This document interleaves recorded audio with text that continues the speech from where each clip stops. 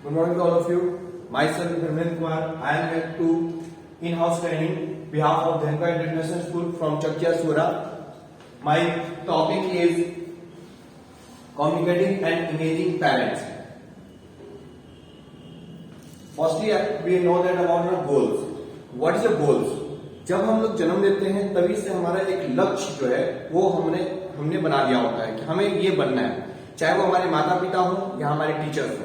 एक हमारा लक्ष्य बनाकर दे देते हैं कि हमें ये बनना है आगे चलकर, तो उस लक्ष्य के प्रति हमें एक केंद्रित कंसंट्रेशन कर आगे बढ़ते रहना चाहिए।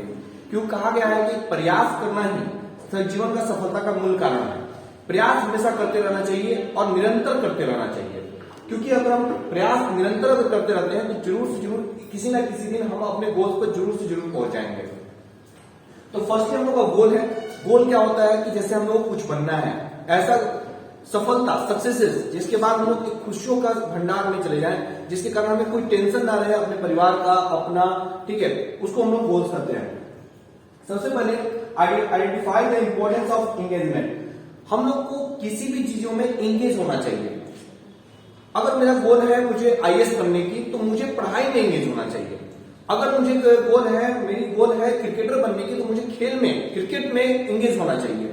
ऐसे लोगों के बीच में संपर्क बनाना चाहिए जिससे हमें उससे नई नई जानकारियों को प्राप्त हो, नई नई जानकारियां प्राप्त हो, जिसके कारण हम हमारे रास्ते का जो भी रुकावट हो वो दूर होता चल जाए उनके एक्सपीरियंस के माध्यम से। तो सबसे पहले हम लोग आइडेंटिफाई करेंगे ऐसे इंपॉर्टेंस, ऐसे महत्वपूर्ण लोगों को कि जैसे हम लोग किस चीज में एंगेज होना चाहते हैं, हम क्या बनना चाहते हैं। सबसे पहले हम लोग सेकंड में हम लोग learn ways to engage a parent. सबसे पहले हम लोग को अपने, अगर हम लोग इर्द गिर्द अगर सबसे पहले किसी को देखते हैं तो अपने पेरेंट्स को देखते हैं, अपने परिवार को देखते हैं। परिवार एक सबसे पहला है ना, हम लोग का विद्यालय होता है, और पेरेंट हमारे उसके सबसे पहले टीचर्स होते हैं। तो सबसे पहले अपने पेरेंट्स को अपने ऊपर एंगेज करना सीखना चाहिए कि कैसे हम उनके साथ एंगेज हो सके, कैसे उनके एक्सपीरियंस को ले सके, सीख सके। दूसरा तीसरा पॉइंट जो मेरा है, review strategies for a parent teachers conference. हमारा जो स्ट्रेटजी है, हमारा जो रिव्यू है, ये हमारा क्या ऐसी रणनीति क्या है हमारी कि हम कैसे अपने आप को आगे बढ़ा सकते हैं, कैसे अपना हम कम्युनिकेशन बनाए पेरेंट्स के साथ, टीचर्स के साथ, कि वो उनके बारे में बताते चले जाए। हम लोग को जितनी जानकारियां हम लोग को प्राप्त होती चल जाएंगी, उतना ही हम लोग बेस्ट ऑफ बेस्ट अपने जीवन में करते चले जाएंगे। एक एग्जाम्पल के माध्यम से मैं बताना चाहता हूं कि जैसे एक छोटी सी बच्ची पहले कुछ नहीं जानती है कि क और ए कैसे लिखा जाता है, लेकिन जब शुरुआत में उसके पेरेंट्स यानी उसकी माताजी और उसके पिताजी उसको लिख कर बताते हैं स्लेट पर कि इस तरीके से लिखना पड़ता है, और वो छोटी बच्ची उसी लिखे हुए लाइन पर अपने लाइन को दोहराती है, प्रयास करती है, और लगातार करते करते एक दिन ऐसा दिन आता है जब वो स्वयं से ए को लिखना जान जाती है। इसी तरीके से करते करते वो बी, फिर सी, फिर डी, और करते करते वो जेड तक पहुंच जाती है, और अंततः उसे ये पता चलता है कि उसे एबीसीडी पूरी तरीके से कंठस्थ याद हो चुकी है और वो लिखना भी जान चुकी है, जिसके कारण से वो धीरे धीरे एबीसीडी के माध्यम से वर्ड्स, प्रोनाउंसिएशन, ये सारी चीजों को बहुत अच्छे से सीख जाती है, और एक दिन ऐसा आता है कि वो सेंटेंस पढ़ना जान जाती है, सेंटेंस लर्न करना जान जाती है। उसी प्रकार से हमारी एक स्ट्रेटजी होनी चाहिए कि हमको कैसे आगे बढ़ना है। मेरा अगर लक्ष्य है कि मुझे आईएएस ऑफिसर बनना है, तो मेरा क्या है उसके प्रति कि मुझे इंटर पास करना होगा, फिर ग्रेजुएशन करने होंगे, ग्रेजुएशन करने के बाद मुझे यहाँ से कोचिंग्स लेने होंगे, या मुझे इस तरीके के चैप्टर्स पढ़ने होंगे। मुझे शुरू से ही मेरे अपने सारे स्ट्रेटजी जितने भी एनसीईआरटी के बुक्स हैं उन सबको पहले से ही ध्यान में रखना होगा कि मुझे ये आगे बढ़ना है, ये बनना है, जिसके कारण मैं अपना पहले से ही नोट्स तैयार करते चलूं, क्योंकि मुझे मालूम है और मेरे टीचर्स ने बताया है कि अगर मुझे ये चीज बनना है तो ये सारे किताब को या ये टॉपिक्स को क्लियर करने होंगे, तो मैं शुरू से ही उन सभी टॉपिक्स को क्लियर करते चले जाऊंगा। ये होता है स्ट्रेटजी। चौथा पॉइंट मेरा, understand strategy for working with difficult situations. बहुत से ऐसे लोग होते हैं जो सिचुएशंस में काम नहीं कर पाते हैं, डिफिकल्टीज आ जाती है, तरह तरह से प्रॉब्लम्स आ जाते हैं, जिसके कारण वो उसको नहीं कर पाते हैं, और डिफिकल्टी में वो प्रॉब्लम्स क्रिएट करने लगते हैं। हमारे जो एपीजे अब्दुल कलाम का कहना था कि समस्याएं कितनी भी हो उससे पार पाना है, और लक्ष्य कितना भी बड़ा हो उसे पार कर दिखाना है। तो यही हमारा स्ट्रेटजी होना चाहिए, यानी डिफिकल्टी आपके जीवन में आए तो आए, कितनी भी डिफिकल्टी आ जाए, कितनी भी प्रॉब्लम्स आ जाए, आप अपने लक्ष्य से कभी भी विचलित ना हो, क्योंकि जमाने डिफिकल्टीज को नहीं देखते हैं, रिजल्ट्स को देखते हैं। इसलिए अंडरस्टैंड स्ट्रेटजी फॉर वर्किंग। आप अपने डिफिकल्ट सिचुएशन में भी एक स्ट्रेटजी को इस तरीके से अंडरस्टैंड करिए कि आपका कभी भी लक्ष्य विचलित ना हो, यानी कहीं भी हटे नहीं। आपको जो पाना है सो पाना है, वो आपकी जीत है। हाँ, प्रॉब्लम आ चुकी है, अब उस प्रॉब्लम से कैसे समाधान पाना है, कैसे आगे निकलना है, ये आपको अपने से ढूंढना पड़ेगा, अपने पेरेंट्स से कम्युनिकेट करना पड़ेगा, अपने टीचर से कम्युनिकेट करना पड़ेगा। इस तरीके से आप अपने जीवन में अपने लक्ष्य को प्राप्त कर पाएंगे, पेरेंट के कम्युनिकेशन के माध्यम से, टीचर के कम्युनिकेशन के माध्यम से। मेरा क्वेश्चन है, व्हाई इंग्लिश पेरेंट्स? हम लोग पेरेंट्स को इंग्लिश क्यों करेंगे? क्या वही सबसे ज्यादा एक्सपीरियंस खिलाड़ी हैं? क्या वही सब कुछ हम लोग को बता सकते हैं? तो हम लोग को कई तरीके से इंग्लिश करने का कारण बन जाता है। स्टूडेंट अगर सोचे तो क्यों करना पड़े, तो सबसे पहले बेटर ग्रेड्स। आज के दिन में अगर हम लोग बच्चों को देखें तो सभी बच्चे एक मार्क्स के माध्यम से जांचे जाते हैं कि वो कितना तेज है। जाहिर सी बात है कि अगर उसके पास ज्ञान है, नॉलेज है, अगर उसको पूरी तरीके से कॉन्सेप्ट क्लियर है, तो सारे क्वेश्चनों का आंसर देगा, और सारे क्वेश्चनों का आंसर देगा तो टीचर उसको सारे क्वेश्चनों का अकॉर्डिंग टू क्वेश्चंस मार्क्स भी देंगे, और मार्क्स के माध्यम से उसको एक अच्छे ग्रेड की प्राप्ति होगी। ग्रेड मिलने से उसका एक मनोबल बढ़ता है। स्कूल में अगर हम फर्स्ट आते हैं तो मेरा मनोबल बढ़ेगा कि मैं फर्स्ट आ रहा हूं और मुझे मेरी जो पढ़ाई है वो मुझे सक्सेसफुल कर रही है, जिससे मुझे क्या मेरे जीवन में और प्राप्त करना है, कितना मेहनत करना है, मैं एक अच्छा स्ट्रेटजी बना पाऊंगा। दूसरा, पेरेंट्स की इंगेज करने का कारण है बेटर स्टूडेंट अचीवमेंट। भाई, अगर हम पेरेंट्स को अपने ऊपर इंगेज करते हैं तो हम अपने प्रॉब्लमों से लेकर अपने सारे सिचुएशंस को, अपने क्रिएटिविटी को अपने पेरेंट्स के सामने रखेंगे। हमारे पेरेंट्स भी, आज के पेरेंट्स जो है वो बहुत अच्छे खासे पढ़े लिखे हैं, और वो हमको बताते हैं कि अगर तुमको अचीवमेंट हासिल करना है, कुछ भी हासिल करना है, तो तुम्हें निरंतर इतने घंटे पढ़ने पड़ेंगे, या पढ़ने का तरीका ये होना चाहिए। दूसरा है बेटर अटेंडेंस। सबसे पहले हम लोग देखते हैं कि कुछ बच्चे जो होते हैं वो यह सोचते हैं कि अगर मैं आज ना जाऊं तो कुछ ज्यादा मेरी हानि नहीं होगी, लेकिन कंटिन्यूटी उसकी टूट जाती है। और जो एक टीचर से टॉपिक्स को अगर समझा दे रहा होता है, अगर वो टॉपिक्स बच्चे को क्लियर नहीं है तो अगले दिन की टॉपिक्स उसको समझ में नहीं आती है। उसके पीछे का रीजन यह है कि अगर मुझे न्यूटन का फर्स्ट लॉ नहीं मालूम है तो सेकेंड लॉ हम लोग सही से नहीं समझ पाएंगे, अगर सेकेंड लॉ नहीं मालूम है तो थर्ड लॉ नहीं समझ पाएंगे। यही कारण होता है कि सब एक दूसरे से रिलेटेड होते हैं, और सब्जेक्ट में चैप्टर्स देने का मतलब ही यही होता है कि इस चैप्टर के बाद ये पढ़ना है और इस चैप्टर के बाद ये पढ़ना है, कि वो पहले से चैप्टर को पढ़ाए हुए होता है, और उसको जो सेकंड चैप्टर में, पहले चैप्टर में उसको कुछ इंट्रोडक्शन दे दी होती है, जिसके कारण सेकंड चैप्टर समझना आसान हो जाता है। जैसे आपने कई चैप्टरों में देखा होगा, पिछली चैप्टर्स में या प्रीवियस जो चैप्टर में आपने ये पढ़ चुका है, ठीक है। यही कारण होता है कि हम लोग को अटेंडेंस एक बहुत बड़ी भूमिका निभाती है हमारे अचीवमेंट को हासिल करने में, हमारे गोल्स को हासिल करने में, जो कि हम लोग पेरेंट्स के कम्युनिकेशन के माध्यम से ही प्राप्त कर सकते हैं। दूसरा है बेटर सेल्फ स्टीम। अगर हम स्वयं को बहुत अच्छा करना चाहते हैं, स्वयं को बहुत ही आगे ले जाना चाहते हैं, सब जगह नाम कमाना चाहते हैं, तो हमें अपने पेरेंट्स को जरूर अपने साथ इंगेज करना होगा, क्योंकि हमारे पेरेंट्स हमसे बहुत बड़े हैं और हमारे बहुत अच्छा एक लाइफ एक्सपीरियंस है उन्हें। और सबसे बड़ी बात यह है कि हमारे जो पेरेंट्स होते हैं बिना किसी प्रॉफिट के हमारी भलाई को चाहते हैं, हमारा लाभ चाहते हैं, हमारा प्रॉफिट चाहते हैं। उनकी जो प्रॉफिट है वो हमारी कई गुना प्रॉफिट के बराबर होती है। होता यह है कि अगर हमारे पेरेंट्स क्या करते हैं कि हमें कई तरह की चीजों को बताते हैं कि बाबू या पुत्र, आप अगर ऐसा करते हो तो ये अचीवमेंट आप हासिल कर लोगे, या आप ऐसे अगर आज के डेट में अगर आप इंगेज हो रहे हो खेल कूद या फिर किसी भी इंजॉयमेंट में, तो आपको कहीं जाकर आगे चलकर ये डिफिकल्टी हासिल करनी पड़ जाएगी। अब पहले से ही अगर आप ये चीज को अचीवमेंट कर ले रहे हैं तो आपको बहुत ही कम समय में आप अपने गोल को या अचीवमेंट को प्राप्त कर लेंगे। इसलिए हमें अपने पेरेंट्स को अपने ऊपर इंगेज करना चाहिए या उनसे इंगेज होना चाहिए। दूसरा है कि टीचर्स यानी शिक्षकों को कैसे पेरेंट्स के साथ इंगेज होना चाहिए। Improve teacher moral. हम लोग को टीचिंग स्टाइल्स को, है ना, मोरलिटी को इंप्रूव करना चाहिए, आगे बढ़ाना चाहिए। हमें, जैसे आप देखे होंगे कि आज के दिन में स्कूलों में पेरेंट टीचर मीटिंग होती है। पेरेंट टीचर मीटिंग में होता यह है कि पेरेंट्स टीचर से मिलते हैं और वो अपनी समस्याओं को टीचर्स के सामने और टीचर अपनी समस्याओं को पेरेंट्स के सामने रखते हैं।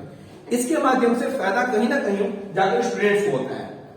कई स्टूडेंट्सों को ये बुरा लगता है कि हमारे पेरेंट्स हमारी शिकायत कर रहे हैं, वो शिकायत नहीं होती है। अगर कोई किसी का गलती को बताता है तो उसके सुधार के लिए। दूसरा मेरा है बेटर रेपुटेशन ऑफ स्कूल। अगर टीचर्स कम्युनिकेट कर रहा है पेरेंट्स के साथ तो इससे यह पता चलता है कि वो स्कूल उस बच्चे के प्रति बहुत ही जिम्मेवारी दे रहा है और जिम्मेवार है।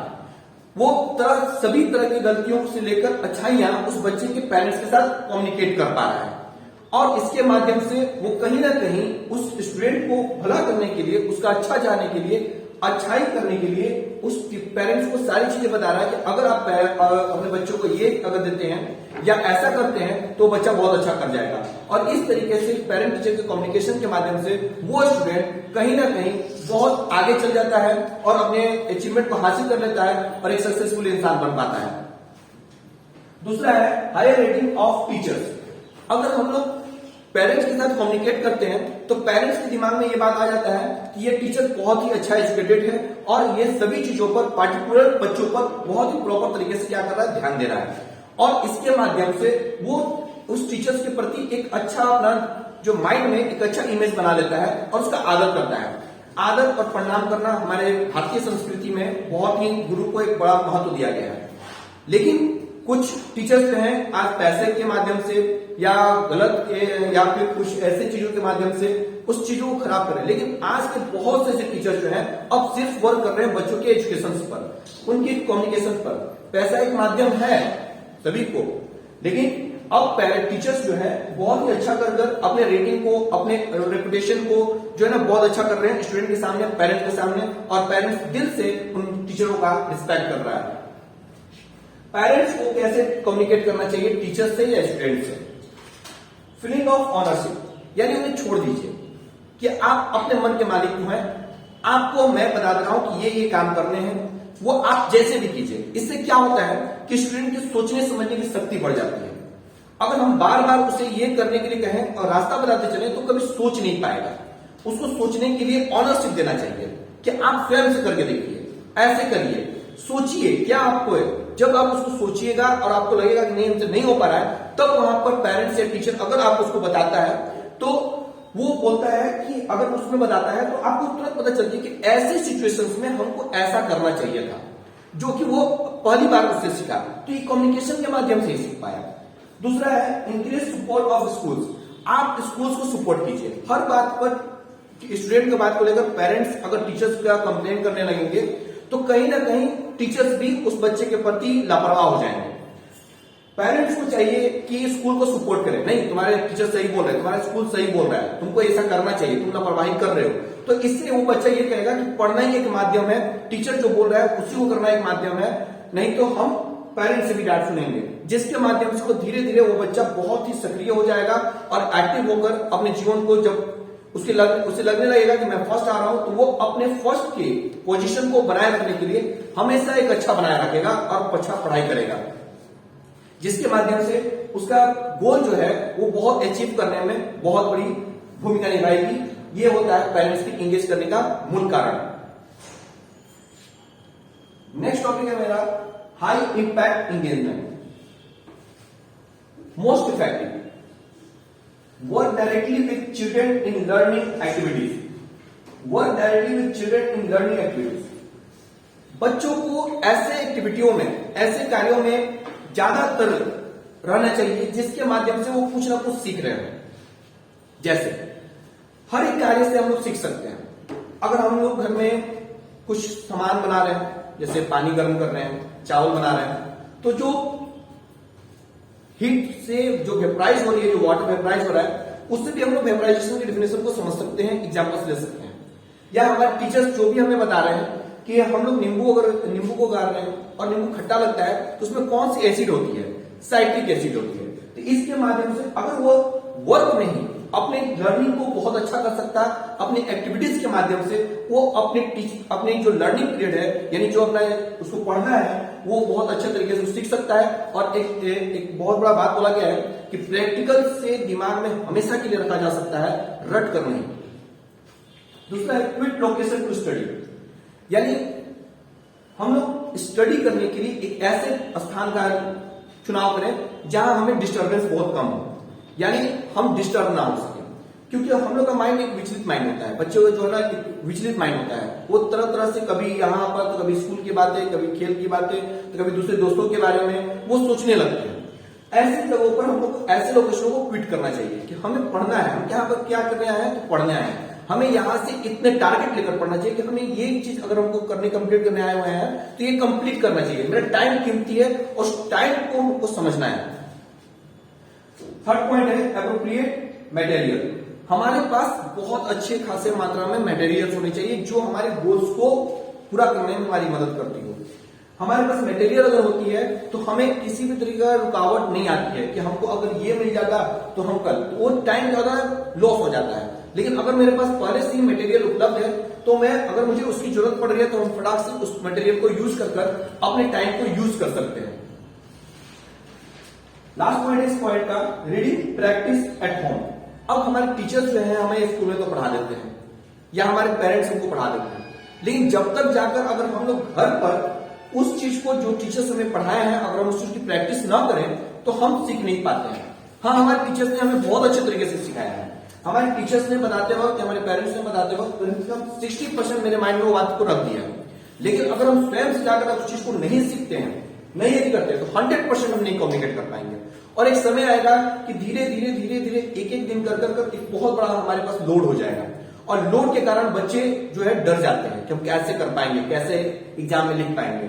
लेकिन अगर हम पर डे का लोड, अगर पर डे हम प्रैक्टिस करते हैं, रीडिंग करते हैं घर पर जाकर, तो हम पहले से ही रेडी हैं अपने एग्जाम्स के लिए, यानी हमें एग्जाम्स में कोई भी लोड नहीं होगा और हम बहुत अच्छे से एग्जाम पास भी कर लेंगे और बहुत अच्छा मार्क्स लाकर अपने पेरेंट्स का, अपने टीचर्स का नाम रोशन कर सकते हैं। तो ये होता है रीडिंग प्रैक्टिस एट होम, यानी मोस्ट इफेक्टिव कि आप अपने स्टडी को किस तरह से अच्छा कर सकते हैं। अब what are ways we can engage parent, कौन कौन से तरीके हो सकते हैं अपने पेरेंट्स को एंगेज करने के, कौन कौन से तरीके हो सकते हैं। सबसे पहला तरीका यह हो सकता है कि अगर हम शुरुआत से छोटे बच्चे से बात की जाए तो पेरेंट्स स्वयं से एंगेज होते हैं बच्चों के साथ कि बाबू आओ तुमको मैं बताता हूं ABCD, वो शुरू से लिख कर देते हैं A। अगर उस पर मेरी उस छोटे बच्चे की स्ट्रेटजी ये रही कि वो स्वयं से जाकर स्लेट लेकर दिखाता है तो कोई पेरेंट्स को बहुत खुशी होगी कि स्वयं से आ रहा है कुछ नहीं, और वो उसको लिख कर देंगे और वहां पर वो करेगा।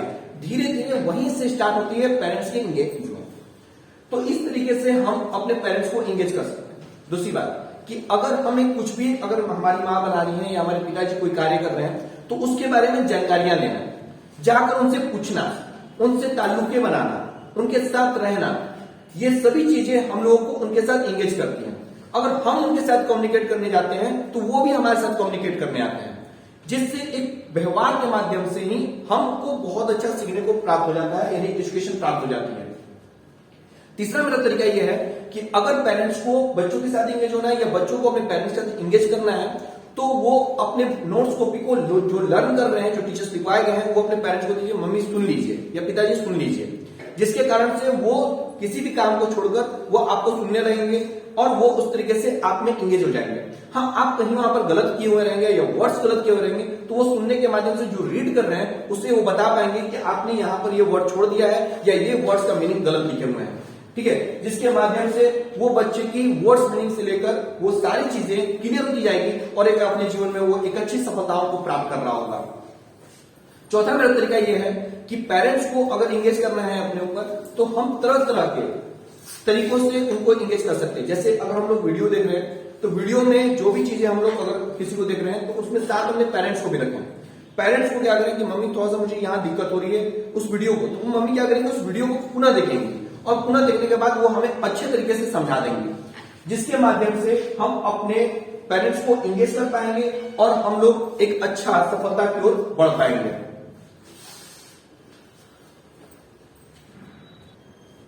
नेक्स्ट टॉपिक में है जो वेज हमने लिखा था, जो बताया आपको, वो वेज हमने लिखा है प्रोवाइड अ पेरेंट वर्कशॉप, यानी कि हम स्वयं से अपने पेरेंट्स को अपने जो कार्य दिए गए हमारे जो विद्यालय में जो हमारे टीचर्स ने हमको काम दिया है उस कार्य में अपने पेरेंट्स को एंगेज करें। यानी वर्कशॉप में, यानी कि हम अगर हमारी एक्टिविटी में कोई कार्य दी गई कि हमको ये बना के ले जाना है तो अपने पेरेंट्स को भी इंगेज कीजिए, मम्मी ये दीजिए वो दीजिए, या हम उसी चीज को प्रोनाउंसिएट करके मम्मी को बता पाए, या मम्मी हमें बताएं कि ये बाबू इसको ये बोला जाता है या ऐसे किया जाता है, जिसके कारण से हम एक वहां से सीख सकते हैं, वहां से कम्युनिकेट करके सीख सकते हैं। दूसरा है इंक्रीज कम्युनिकेशन विद फैमिलीज। आप अपने परिवार को ज्यादा से ज्यादा मात्रा में इंगेज करने का काम करें। अगर आप ज्यादा से ज्यादा परिवारों को इंगेज करते हैं तो सभी की अलग अलग जो तरीके होंगे सीखने सिखाने की या बताने की, उससे आपको कहीं ना कहीं अपने गोल्स को प्राप्त करने में बहुत बड़ी भूमिका निभाएगी वो, और आप अपने गोल्स को बहुत आसान तरीके से प्राप्त कर लेंगे।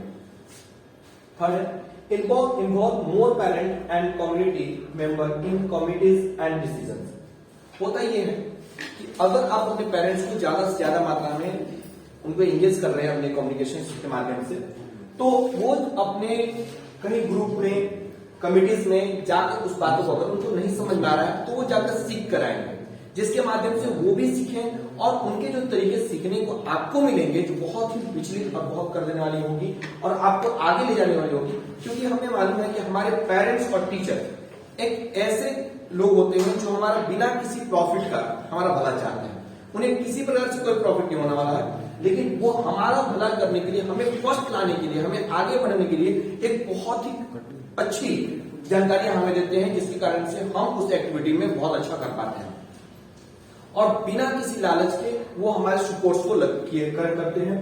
इसलिए हमें ये डिसीजन लेना चाहिए कि हमें अपने पेरेंट्स को ज्यादा से ज्यादा मात्रा में इंगेज करना चाहिए अपने साथ, जिसके कारण से वो हमें आगे बढ़ने में मदद कर सके।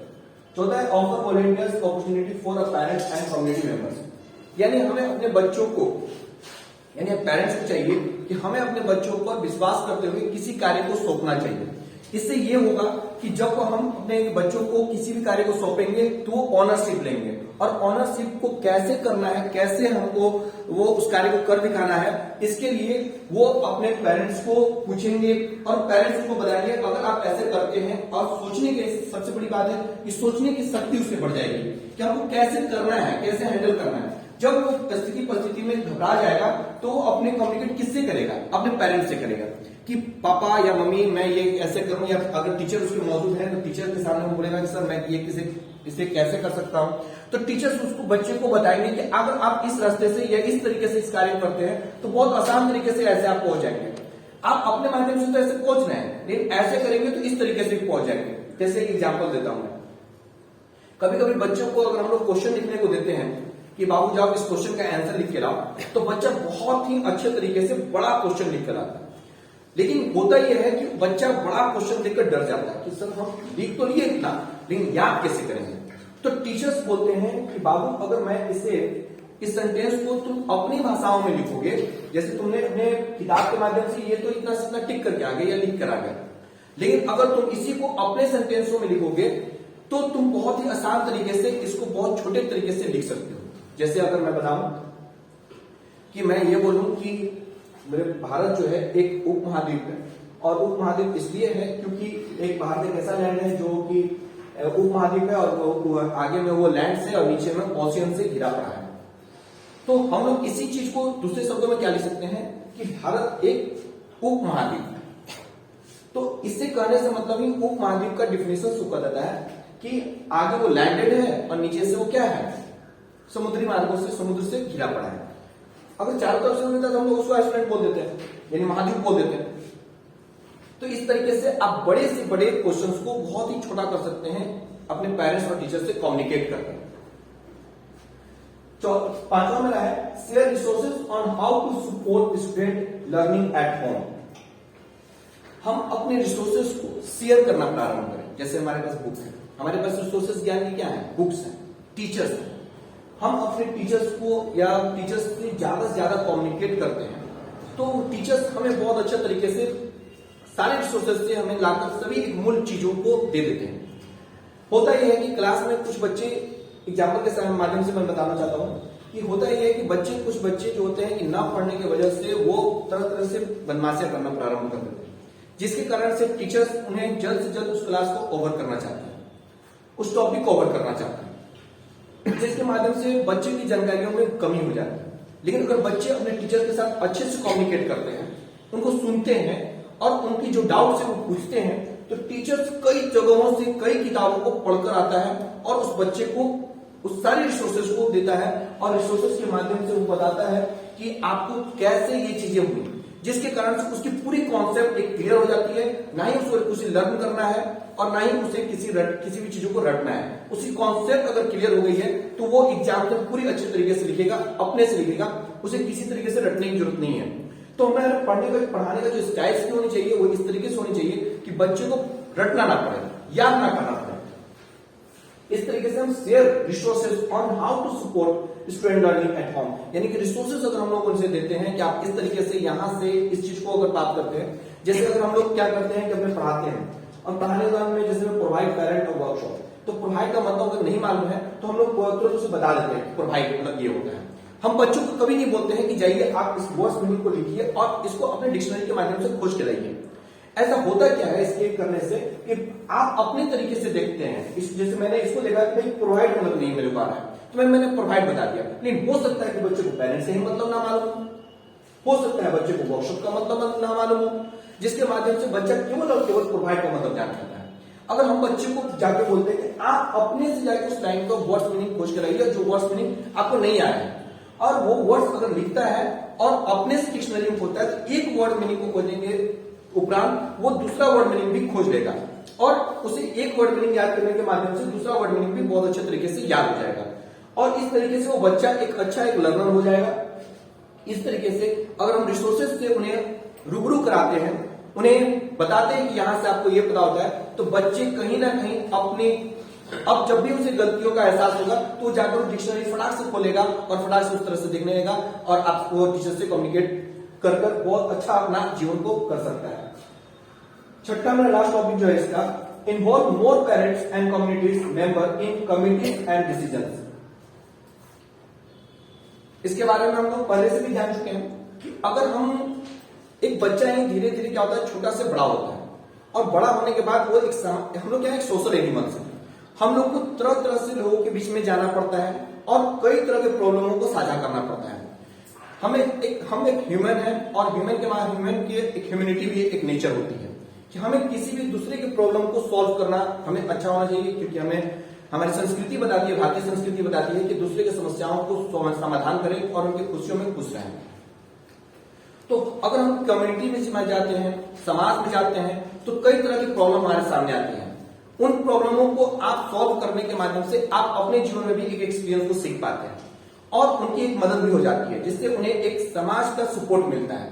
इस तरीके से आप कमिटीज मेंबर्स को अगर आप इन्वॉल्व करते हैं तो आप अपने जीवन को बहुत अच्छा कर सकते हैं, लक्ष्यान्वित कर सकते हैं और अपने लक्ष्य को प्राप्त कर सकते हैं। Next topic my parents contact self assessment. Parents को कॉन्टेक्ट करना चाहिए अपने सेल्फ असेसमेंट में of students with academic and behaviour problems. बहुत से क्लासेस में देखे गए हैं कि बच्चे के बिहेवियर में बहुत से प्रॉब्लम्स आते हैं। कोई बच्चा बहुत साधारण तरीके से बैठकर बहुत अच्छे तरीके से टीचर्स को सुन रहा होता है, तो वहीं कुछ बच्चे क्लास में बदमाशियां कर रहे होते हैं या उस टॉपिक को ना पढ़कर कुछ और कर रहे होते हैं। तो इस प्रॉब्लम को सॉल्यूशंस क्या किया जा सकता है? जैसे हम लोग टीचिंग स्टाइल्स में बताए जाते हैं, टीचिंग के दौरान जब हम लोग टीचिंग बीएड करते हैं या डीएड करते हैं तो उस समय बताए जाते हैं कि आप क्लास का माहौल इस तरीके से बना दें कि बच्चे आपको सुने, बच्चे का ध्यान आप पर रहे, यानी बच्चे जो चाह रहे हैं वो भी थोड़ा सा आप करें। पढ़ाए नहीं तो पढ़ा रहे नहीं, लेकिन बच्चों को थोड़ा सा आप हंसाएंगे, उनको प्रेजेंट ऑफ माइंड रखें कि आप किसको सुन रहे हो, मेरे को सुन रहे हो। वो पूरी तरीके से आप पर कॉन्सेंट्रेट करें, जिसके माध्यम से वो दूसरा कार्य में न लगेगा और आप अगर उसी हंसी मजाक में आप जो जो टॉपिक्स को पढ़ा रहे होंगे वो बहुत ही अच्छे तरीके से समझ पाएगा, क्योंकि वो केवल आपको सुन रहा है। आप इस तरीके से उसको पढ़ाएं कि वो पूरी तरीके से आप पर वहीं उसी क्लास में सुने और आपको सुन रहा हो, वो समझ रहा हो और तरह तरह से क्वेश्चंस कर रहा हो, क्योंकि क्वेश्चंस करना, डाउट क्लियर करना बच्चे को बताता है कि वो समझ रहा है, यानी कि डाउट्स उसके तभी आ रहे हैं जब वो सुन रहा है। दूसरा मेरा टॉपिक है how many parents have to talk to about this issue. कुछ पेरेंट्स ऐसे होते हैं जो बहुत ही भाई कामकाजी होते हैं, भाई बहुत काम है हमारे पास, हमको देखने का समय नहीं मिलता है, टीचर्स बहुत बोलते हैं, थोड़ा सा अपने पेरेंट्स को देखिए, बच्चों को देखिए, इसको थोड़ा सा ध्यान दीजिए, थोड़ा सा टाइम दीजिए। तो वो उनका कहना होता है भाई हमारे पास टाइम नहीं होता है, हम यहां से आएंगे ऐसे करेंगे, तो हम अपने बच्चों को कैसे देखेंगे? तो बच्चे आपके हैं सर, बच्चे आपके हैं और उसकी अचीवमेंट भी आपकी होगी। जब वही बच्चा बहुत आगे चलकर अच्छा कर जाएगा तो आप ये कहिएगा कि मेरा बेटा है, आप ये कभी नहीं कहिएगा कि इस टीचर्स के द्वारा पढ़ाया गया है। तो अगर आप उसमें इन्वॉल्व होते हैं, आप जाएं, उसकी इश्यूज को समझें, क्या तुम्हारे पास क्या प्रॉब्लम है, क्यों नहीं तुम्हारा याद हुआ, या तुमको क्या दिक्कतें आ रही हैं, तो कहीं ना कहीं वो जब इश्यू अपना शेयर करना स्टार्ट करेगा आपके साथ, तो कहीं ना कहीं वो आपको बेस्ट ऑफ बेस्ट आप उसको बताएंगे कि अगर आप ऐसा करते हो या ऐसे ऐसे तरीके हैं। बच्चे क्या होते हैं कि टीचर्स से डर के माध्यम से भी कभी कभी नहीं पूछ पाते हैं, लेकिन वो कभी ऐसे लोगों के संपर्क में आ जाए जिससे वो डर खत्म हो जाए, तो बच्चे अपने प्रॉब्लम्स को खुलकर वहां पर रखते हैं।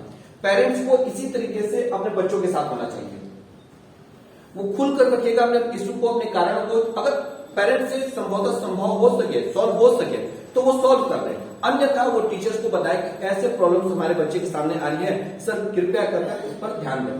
तो ऐसे करने से उस बच्चे का प्रॉब्लम सॉल्व हो जाता है और वो अपने गोल की ओर आगे बढ़ जाता है और अचीवमेंट हासिल करता है अपने जीवन में।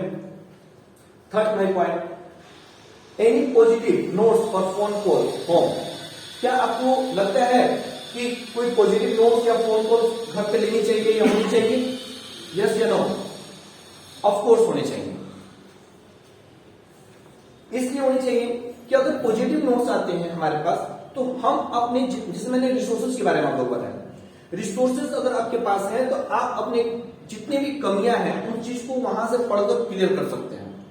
अगर मेरे टीचर्स ने मुझे न्यूटन्स के बारे में बताया, लॉ के बारे में बताया, लेकिन न्यूटन्स के बारे में नहीं बताया, तो मेरे पास अगर रिसोर्सेज हैं, बुक्स हैं न्यूटन्स की, तो मैं न्यूटन्स की किताबों को पढ़ूंगा कि उन्होंने ये लॉ निकाला कैसे था, कौन सी ऐसी घटना घटी थी कि वो लॉ के बारे में पहुंचे थे, जिसके माध्यम से पॉजिटिव नोट्स उस बच्चे को बहुत अच्छा कर सकता है। फोन कॉल्स कुछ पॉजिटिव भी होते हैं, निगेटिव भी होते हैं। तो अगर हम पॉजिटिव फोन कॉल्स की बात करें कि मुझे नहीं आ रहा है, मेरे पास फोन्स हैं, मेरे टीचर्स के नंबर्स हैं, मैं तुरंत अपने टीचर्स को कांटेक्ट कर सकता हूं उस माध्यम से, या अपने उस फ्रेंड को कांटेक्ट कर सकता हूं जो उसको बहुत अच्छे तरीके से समझा हुआ था, या मेरी अब्सेंटी हो चुकी थी, मुझे नोट्स नहीं प्राप्त है, तो वो नोट्स तुरंत भी वो भेज सकता है हमें फोन के माध्यम से, कॉल्स के माध्यम से हमको समझा सकता है, जिसके कारण से मेरा वो उस दिन का जो भी मेरा टॉपिक्स है वो क्लियर हो जाता है और हम अपने भविष्य में आगे बढ़ने के लिए उपलब्ध रहते हैं, लागू रहते हैं। How friendly do you input grades, how much information do you provide. किसी भी कार्य को करने के लिए हमें फ्लुएंटली होनी चाहिए और कई तरीके से ग्रेडेड होने चाहिए। अगर हमें पढ़ना है, जैसे मेरा टॉपिक्स है न्यूटन्स का फर्स्ट लॉ, तो न्यूटन्स का फर्स्ट लॉ, कुछ बच्चे होते हैं कि न्यूटन्स का फर्स्ट लॉ के डिफिनेशंस याद करके चल जाते हैं। अगर हम उन्हें बोले कि आप अपने जीवन में जो घटित घटना है उस पर आधारित एक एग्जाम्पल देकर कहेंगे, वो नहीं दे पाते हैं, क्योंकि वो केवल रटा हुआ है न्यूटन्स के फर्स्ट लॉ। जब उसे हम ये निरंतर बताते चले कि किसी भी मशीन को स्टार्ट कर दे और उसे ना रोका जाए तो वो स्टार्ट ही रहेगा, अगर उसकी एनर्जी जब तक से खपत ना खत्म ना हो तब तक से वो स्टार्ट ही रहेगा, तो न्यूटन का फर्स्ट लॉ। या इस तरीके से जब तक हम लोग उसको अपने इन्वायरमेंट में नहीं उसको लाएंगे, तो कहीं ना कहीं वो उस तरीके से ग्रेडेड नहीं हो पाएगा, उस तरीके से उसमें कॉन्सेप्चुअल नहीं हो पाएगा। Next my topic, obstacles to parent contact. Do any of the following, approaches for calling a parent about a problem with a child. क्या आपको लगता है कि बच्चों को पेरेंट के साथ कॉलिंग पर या नहीं आनी चाहिए, समस्याओं का समाधान नहीं करना चाहिए? यस या नो? Of course no. उन्हें करना चाहिए। हमें कभी, अप्रोचेस का मतलब होता है कि हमें उन्हें रोकना, हमें कभी नहीं रोकना चाहिए, हमें उन्हें बढ़ावा देना चाहिए कि आपको जो भी डाउट्स है, हमें पॉजिटिव जो डाउट्स जो हमेशा क्लियर करते रहने का उन्हें बढ़ावा देना चाहिए कि हाँ, आप कॉलेज के माध्यम से, अपने पेरेंट्स के माध्यम से आप कांटेक्ट कर पाइए। आपको जिस तरीके से सिचुएशंस लग रहे हैं, प्रॉब्लम्स लग रहे हैं, आप उसको करिए। सेकेंड है, avoid talking to parents because you are afraid they will criticise you. Avoid talking to parents.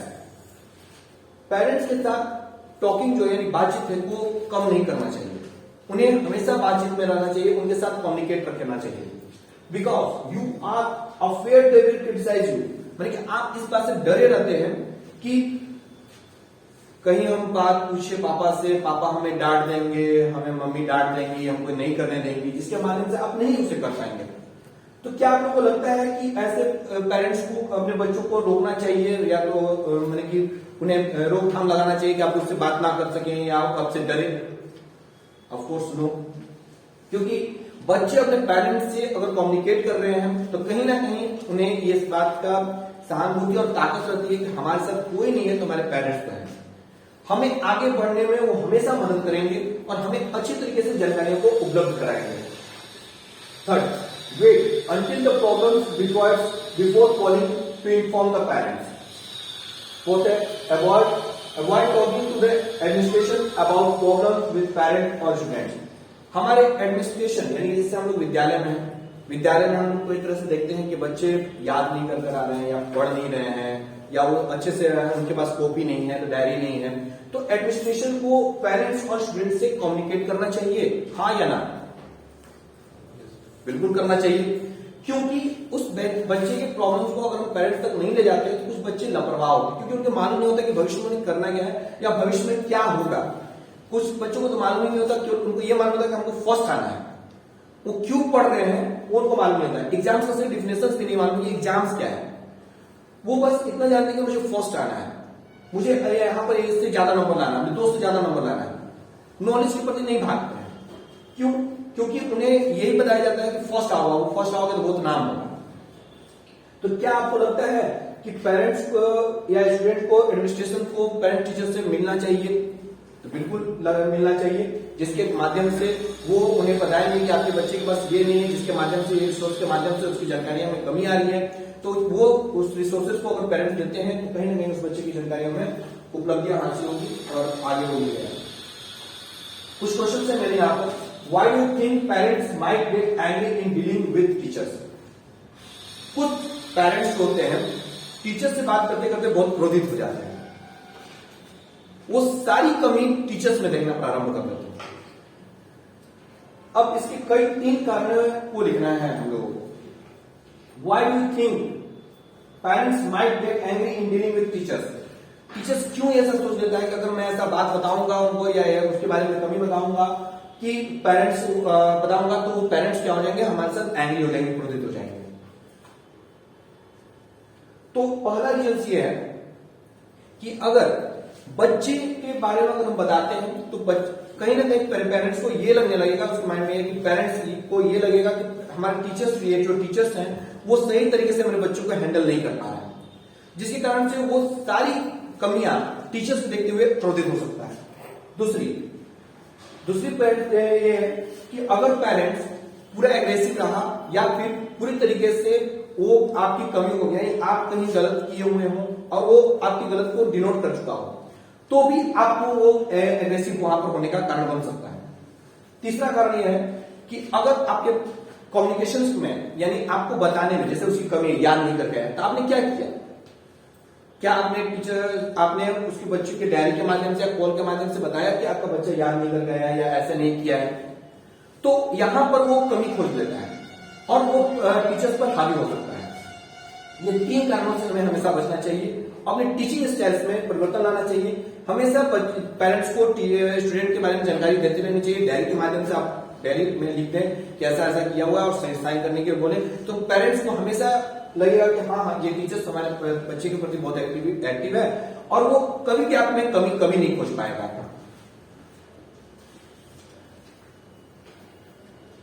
Regions parent में गेट एंग्री, किस किस कारणों से पेरेंट जो है वो क्रोधित हो जाते हैं?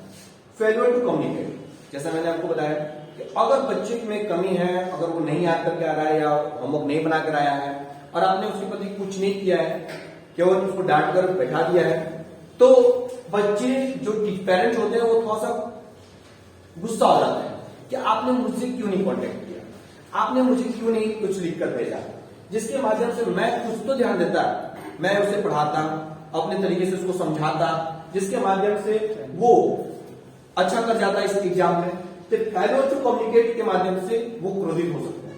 दूसरा, lack of flow through.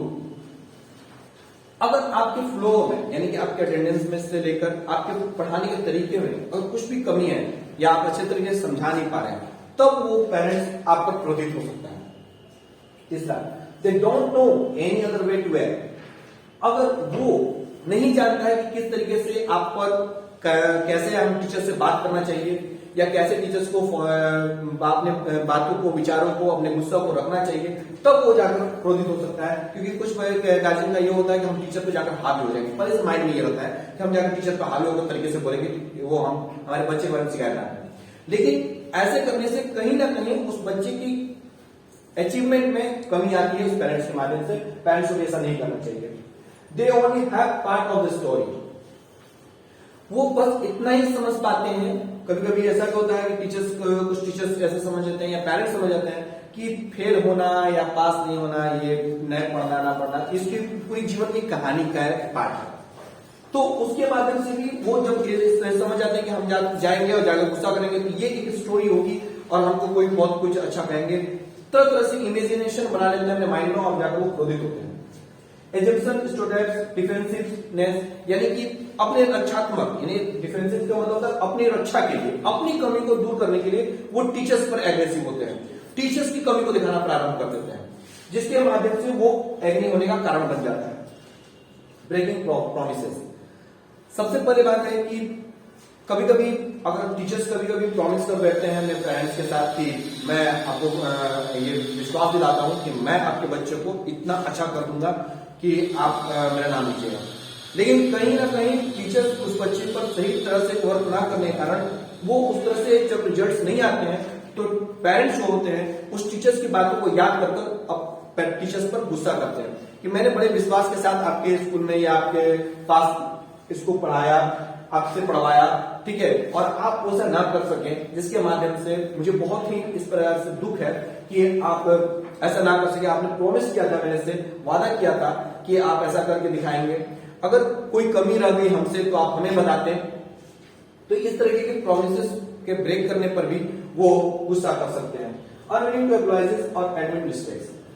Discredited parents knowledge of child. कभी कभी होता यह है कि हमारे पेरेंट्स, कुछ ऐसे पेरेंट्स होते हैं जो उनके पास अच्छी नॉलेज नहीं होती है और वो चाइल्ड को नॉलेज देने के लिए बहुत ही एग्रेसिव होते हैं कि हम नहीं पढ़ सके तो हमारा बच्चा पढ़े, हमारा बच्चा अच्छा कर सके, क्योंकि वो समाज की भावनाओं को समझ पाते हैं कि समाज कैसे लोगों को बहुत ज्यादा महत्व देता है। तो इस कारण से वो कई टीचर्स के पास जाकर हाथ फैलाकर उनको बोलते हैं या बोलते हैं कि भाई हमारे बच्चे पे ध्यान दीजिएगा, हमारे बच्चे को थोड़ा सा देखिए। इस तरीके से वो करते करते एग्रेसिव हो जाते हैं, क्योंकि उनकी भावनाएं ये होती है कि हमारा बच्चा बहुत अच्छा करे, समाज में बहुत अच्छा नाम कमाए। कंडेसेशन, रूडनेस एंड इंटिमिडेशन, डिसऑनेस्टी। कहीं कहीं ये सब मूल कारण है पेरेंट्स के गुस्सा होने का, क्योंकि पेरेंट्स अगर डिसऑनेस्ट है, अपने बच्चे के प्रति ईमानदार नहीं है, रूडनेस रख रहे हैं, गुस्सा कर रहे हैं अपने बच्चों पर, डर बनाकर रखे हुए हैं, तो बच्चा कभी भी अपने पेरेंट्स के साथ कम्युनिकेट नहीं कर पाएगा और अपने प्रॉब्लम को साझा नहीं कर पाएगा, जिसके माध्यम से धीरे धीरे एक एक दिन कर एक साल बीतेगा, एक साल से एक क्लास बीतेगा, एक क्लास से कई साल बीतने के माध्यम से कई क्लास बीत जाएंगे और बच्चा सही नहीं हो पाएगा, यानी अच्छा अपने गोल को अचीव नहीं कर पाएगा।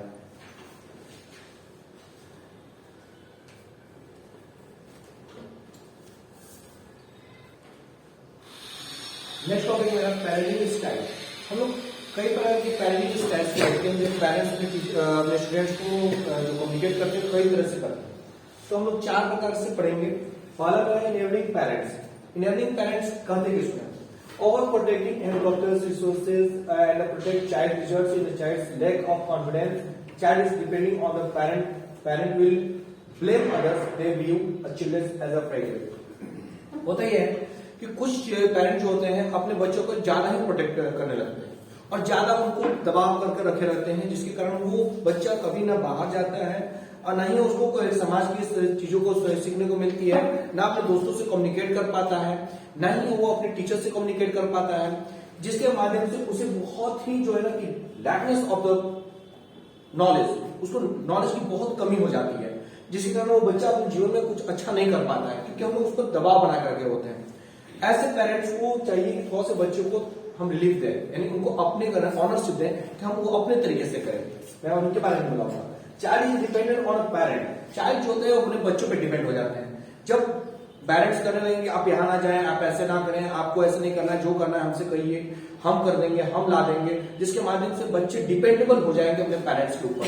और पेरेंट्स के ऊपर डिपेंडेबल होने के माध्यम से वो कई प्रकार से जानकारी नहीं कर पाएंगे कि हमको, अगर हम शॉप पे जा रहे हैं, जैसे हमारे टीचर्स हमको एग्जाम्पल दे रहा हूँ कि टीचर्स ने हमें दिया कि भाई आपने चार्ट पेपर पर ये भारत का मैप बना के लाना है, तो मुझे चार्ट पेपर लाना कहाँ से?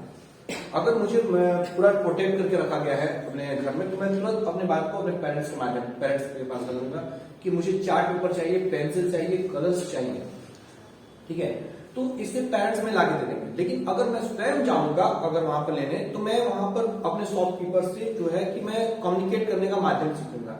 कैसे कम्युनिकेट करते हैं, प्राइसेस कहाँ देखी जाती है, प्राइसेस होती कहाँ है, किस तरीके से प्राइसेस, एक का अगर ए इतना होगा तो दो का कितना होगा, इस तरीके से कम्युनिकेट करके हम लोग सीख पाते हैं। लेकिन कुछ पेरेंट जो होते हैं वो बच्चों को पूरी तरीके से घर में बंद कर देते हैं, नहीं जाने देते हैं, किसी से कम्युनिकेट करने नहीं देते हैं, जिसके माध्यम से बच्चे की नॉलेज में कमी आ जाती है। They view children as a family. और ऐसे जो पेरेंट्स जो बच्चे जो अपने पेरेंट्स पे डिपेंडेबल हो जाते हैं, वो उनकी जो व्यू हो जाती है वो भी व्यू बहुत सीमित हो जाती है। सीमित करने का मतलब कि वो कुछ ही जानकारी रख पाते हैं कि कैसे इन सारी सिचुएशन के बारे में जानकारी ना होती है, और बस कुछ सिचुएशन के बारे में जानकारी होने के माध्यम से वो अपने आप को अच्छा करने का प्रयास करते हैं, फिर भी वो उतना अच्छा नहीं कर पाते जितना ऑनेस्टी वाला बच्चा कर पाता है। दूसरा हमारा पेरेंट्स के जो टाइप्स है, ऑथोरिटेटिव पेरेंट्स, यानी जिसके बारे में मैं बोल रहा हूँ, यानी ऑनरशिप देते हैं बच्चों को। चाहिए आप स्वयं से जाइए खरीदिए, आप स्वयं से जाकर इस कार्य को करें, जिससे वो माध्यम से वो सीखेगा। जैसे अगर मान लीजिए कि मैं गया, अगर मेरे टीचर्स ने मुझे बहुत दिया एक्टिविटी कि भाई आप चार्ट पेपर पे जो है कि बना के आइएगा, और मुझे 2-3 चार्ट खरीदने हैं, और मैं एक चार्ट गया और एक चार्ट पेपर का जो दाम दिया गया वो मुझसे 10 रुपए लिया गया, लेकिन मैंने इसे 4 लिए तो मुझसे 50 रुपए लिए। तो मैंने वहां बोला भी कि 40 रुपए आपके हुए, लेकिन आप मुझसे 50 रुपए क्यों ले रहे हैं? तो इस माध्यम से वो ले लिया है। लेकिन हम इस बात से आकर अब हम कैसे वैसा रिएक्ट करना है, वो बात आकर हम वहां पर अपने पेरेंट्स के पास रखेंगे, तो पेरेंट्स बताएंगे कि आपको रिएक्ट ऐसा करना चाहिए। जहां सबको एक सीखने का माध्यम मिला है, और एक के बदले 4 लेने का जो हम कैलकुलेशन किए वो भी मेरा सही था, इस पर भी हमें कॉन्फिडेंट आता है। तो हम लोग ऐसे पेरेंट जैसे positive, demanding, explosive, positive parent tell child what to do because they can't think for themselves, यानी कि वो उनको पूरा ऑनरशिप देते हैं कि भाई आप जाएं और जाकर अपने पोस्ट, जैसे आप उसके आपको करना है, या आपका काम है, और आप कैसे करेंगे, आप जाके इसको हैंडल करेंगे। तो उन्हें काम देने का माध्यम से वो कई तरह से चीजों को, सिचुएशन से लेकर, कैलकुलेशन से लेकर, चार्ट को कैसे पहचानना है, किस तरीके का चार्ट हमें यूज करना है, उस कई चीजों को सीखता है। Restrictions of privileges, adults know what is the best, no question of parents।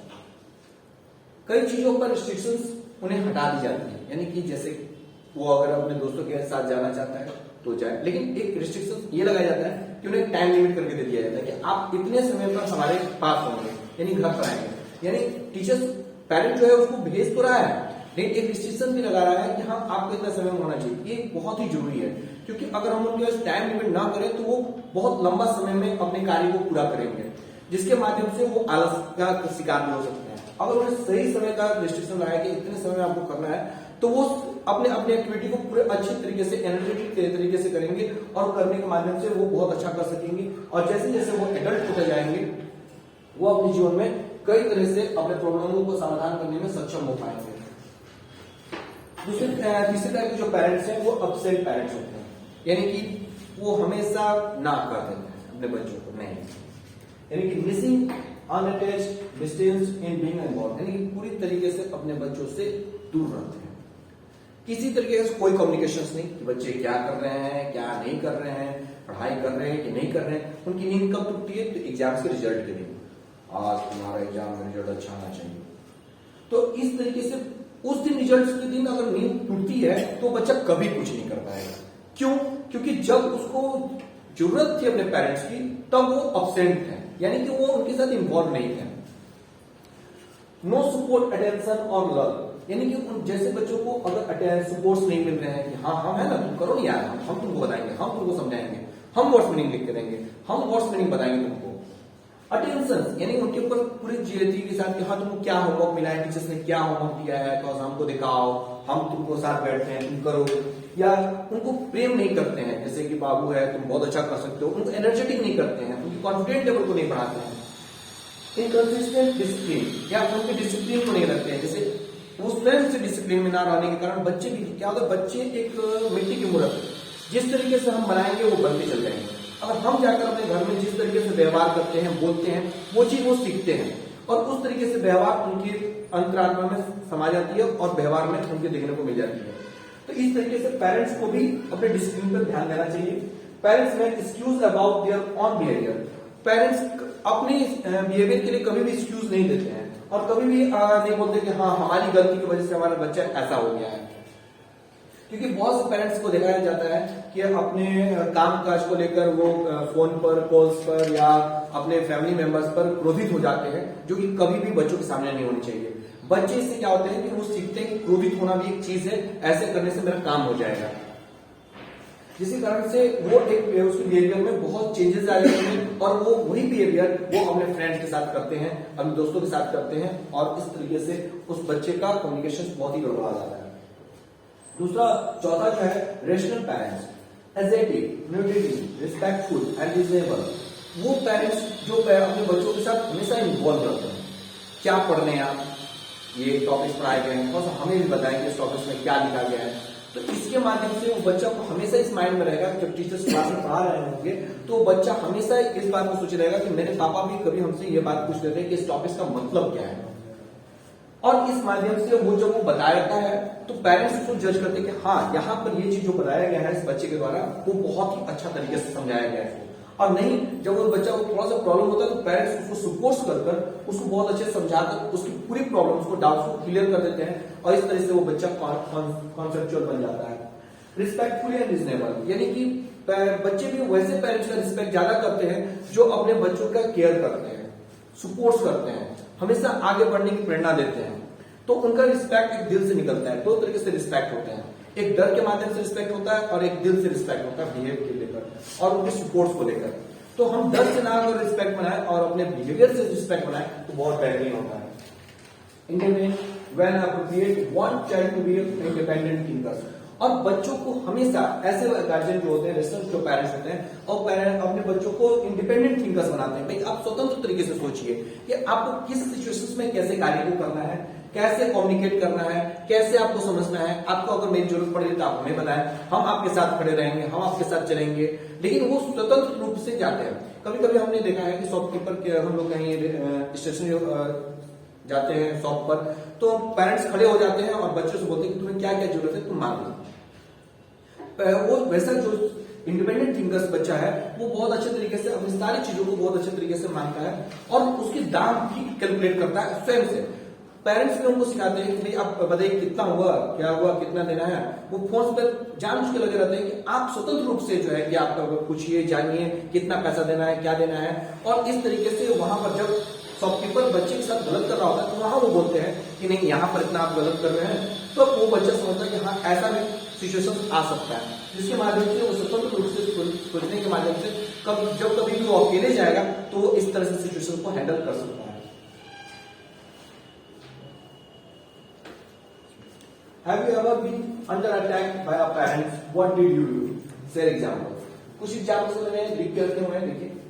When you are under attack, जब आप अटैक में होते हैं, check your self talk। आप हमेशा अगर पेरेंट्स साथ बोल रहे हैं तो बोलते वक्त अपने आप को चेक करें कि आप कुछ ऐसे वर्ड्स का यूज तो नहीं कर रहे हैं जिसके कारण किसी को दुख पहुंचे, या कभी ऐसा तो नहीं कर रहे हैं जिसके कारण से वो व्यक्ति क्रोधित हो जाए। Are you thought making you angry? आप हमेशा इस बात को सोचिए कि वो व्यक्ति को एंग्री नहीं, अपने बात को भी बोल देना है, उसे क्रोधित भी नहीं करना है। If you made a mistake admit it and approach. अगर आपने मिस्टेक किया हुआ है तो आप अपने आप को स्वीकार करें और उसे गलती ना करने का विश्वास दिलाएं कि ऐसा आइंदा गलती नहीं होगा, जिसके माध्यम से वो व्यक्ति ये बात पेरेंट्स समझेंगे हाँ ये टीचर्स बहुत अच्छे हैं। या अगर पेरेंट्स की गलती है तो पेरेंट्स भी अगर स्वीकार करता है तो अपने आप को बच्चे के भविष्य के लिए बहुत अच्छा कर रहा है। Put yourself in the parents' shoes. How would you feel? Parents को तल पर आकर बच्चों के साथ जैसे वो सोच रहे हैं उस तरीके से सोचकर अपने आप को आगे करना चाहिए। उस तरीके से सोचना चाहिए कि बच्चा यहां से अगर सोच रहा है तो हम कैसे अगर उसके साथ इसके सोच को थोड़ा सा डिफरेंट कर दें तो ये अपने रास्ते पर आ जाएगा। हमको उसी के तरीके से सोचना होगा और उसी के तरीके से आगे उसको करना होगा। How would you feel? आप इसमें कैसा फील करते हैं? Affirm the parents instinct. You are trying to best you can. You are trying to protect your child. आप हमेशा इस बच्चे को ऐसे बच्चों को विश्वास दिलाएं कि आप कर सकते हो। यूं ही आप ही एक ऐसा व्यक्ति हो जो इस कार्य को कर सकते हो या याद कर सकते हो या लर्न कर सकते हो, समझ सकते हो, जिससे बच्चे की कॉन्फिडेंट एक अंदर विश्वास उत्पन्न होती है। अगर हम बच्चों के सामने ये बात बोलेंगे तुम नहीं कर सकते हो, तुम याद नहीं करोगे या ये जिस छोटे बच्चों को अगर मार दें और उसके बच्चे के सामने कोई बच्चे बोलने लगे या कोई लोग बोलने लगे नहीं रो देगा तो बच्चा रो ही देगा। लेकिन हम लोग अगर ये बोलेंगे कि बच्चा बहादुर है, बहुत होता है, जैसे आप देखे होंगे छोटा बच्चा गिर जाता है और रोने लगता है तो माँ क्या करती है कि उसको थपथपा देती है, यानी कि जहां पर चोट लगा हुआ है उस वॉल को थपथपा देगी या सरफेस को थपथपा देगी। बच्चा अंडरस्टैंड होता है कि पिटा गया है अब मुझे दर्द खत्म हो गई। इस तरीके से बच्चे को अंडरस्टैंड कराना पड़ता है कि आप जो है कि बहुत अच्छे हैं, आपको हो सकता है। उसे कभी डिमोनाइज नहीं करना चाहिए, बच्चे को हमेशा आगे लेना चाहिए कि you can do it. Avoid triggers से हमारे पास जैसे हमें troubles, worried, angry, fear, upset, annoyed, sick of problems, don't know what to do but never always try to, I have 27 other student to worry about. जैसे बच्चों के सामने इस तरह से बातें को, इस तरह के वर्डों को यूज नहीं करने चाहिए जिसके माध्यम से बच्चे डिमोलाइज ना हो जाए। बच्चों के डिमोलाइज होने के माध्यम से क्या होता है कि बच्चे जो करना चाहते हैं वो भी नहीं कर पाते हैं। होता ही ऐसा है कि बच्चे के माइंड में पहले से बैठ जाता है कि सर तो हमसे बोलते हैं कि हमसे नहीं होगा यार, तो हमसे याद नहीं होगा, हम बहुत कमजोर हैं। बच्चों को पहले से ही इस दिमाग में इस तरह से बातें बैठ जाने के माध्यम से बच्चे नहीं कर पाते हैं। उन्हें हम लोग पहले से ही चिंता करने के लिए सिखा देते हैं, गुस्सा करने के लिए सिखा देते हैं, जिसके माध्यम से वो अपने सही टॉपिक्स को क्लियर ना कर गुस्सा करने लगते हैं, यार हमसे नहीं होगा, हमसे क्यों नहीं होता है। वो इस बात को सोचने में ही टाइम बर्बाद कर लेते हैं। सीक ऑफ प्रॉब्लम यानी कि अपने प्रॉब्लम्स को कैसे कम किया जाए, कैसे खत्म किया जाए, उनको ये बातें सिखानी चाहिए। Don't know what to do, आपको ये कभी नहीं उनको बताना चाहिए कि आप ऐसा नहीं कर सकते हैं। आप उन्हें बताएं कि हाँ आप ये ऐसा कर सकते हैं और आपको ऐसा करने के लिए इन चीजों की जरूरत है ना। हमें उन्हें हमेशा नहीं करना चाहिए, बट नहीं करना चाहिए, नेवर नहीं करना चाहिए कि आप नहीं कभी नहीं कर सकते हैं, आप कभी आगे नहीं बढ़ सकते हैं। हमेशा हमें बच्चों को इंकरेज करना चाहिए। या आप ये नहीं कर सकते हैं कि 30 बच्चे हैं, एक बच्चे को कि हम जो है कि हमारे पास तुम ही नहीं हो, हमारे पास और बच्चे हैं जिसको हमको सुनना है, समझाना है। हमें उनके क्वेश्चनों को अवॉइड नहीं करना चाहिए।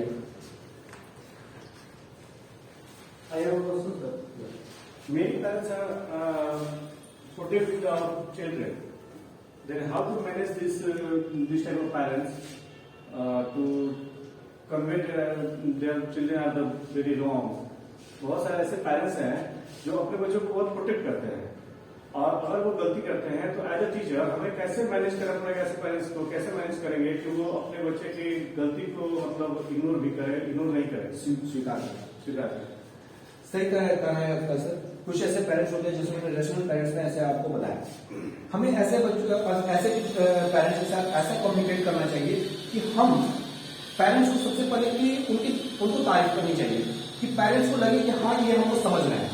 पेरेंट्स को समझते हुए उनके बच्चों के बारे में आप उसको अंडरस्टैंड कराएं कि आपके बच्चे में थोड़ी ये कमी है। सर आप सब तो बहुत अच्छा कर रहे हैं, हर चीज आपका बहुत अच्छा है। उन्हें कम्युनिकेट कर लें, आप अपने उनको सुनने पर विश्वास बनाए कि हाँ मेरे को सुने।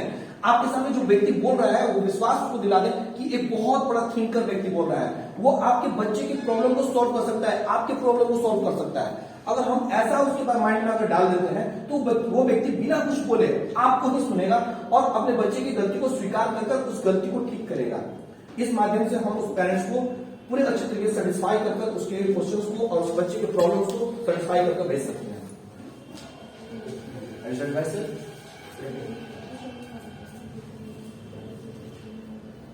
Use caring statements. Your child matters.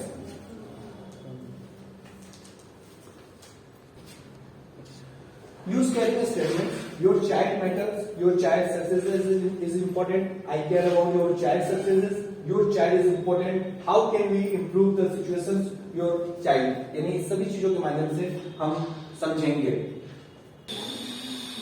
तो इन माध्यम से हम लोग अपने बच्चों को, पेरेंट्स को, टीचर्स को अब कम्युनिकेट कर पाते हैं, अच्छा कम्युनिकेशन कर पाते हैं, तो हम उस बच्चे के लिए बहुत अच्छा कर पाएंगे जो बच्चे अपने गोल्स को, अपने अचीवमेंट को हासिल करने के लिए इस जीवन को बहुत अच्छा तरीके से कर रहे हैं। तो आप कभी भी ऐसा ना डरें कि हम कम्युनिकेट कर रहे हैं तो हमारी कमी को निकालेंगे, या आप ऐसा कम्युनिकेट करेंगे तो बच्चा हमारे बारे में क्या सोचेगा।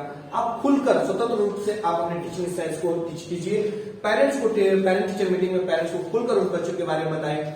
अगर आपको लगता है कि बच्चा क्लास में सही नहीं पढ़ पा रहा है, सही नहीं कर पा रहा है, तो तत्काल उसकी डायरी को निकालें, और याद नहीं कर रहा है तो उसकी डायरी में हम अपना विचार को लिखें कि हाँ, ऐसे करने पर आपका बच्चा ये नहीं कर आ रहा है, कोई तरह का प्रॉब्लम है तो आप हमारे साथ साझा कीजिए या हमसे स्कूल में आकर मिलिए। तो इन चीजों के माध्यम से हम उस बच्चे के लिए अच्छा कर पाएंगे, और उस बच्चे के दिल में एक, जब वो बड़ा होगा और जब उसे पता चलेगी कि हम अपने टीचर्स के माध्यम से, अपने पेरेंट्स के माध्यम से ये चीज सीखे हैं, तो उसको, उसके दिल में आपके लिए दिल से रिस्पेक्ट रहेगा। तो इसी के साथ मेरा ये आज जो टॉपिक है खत्म हो रहा है। Thank you.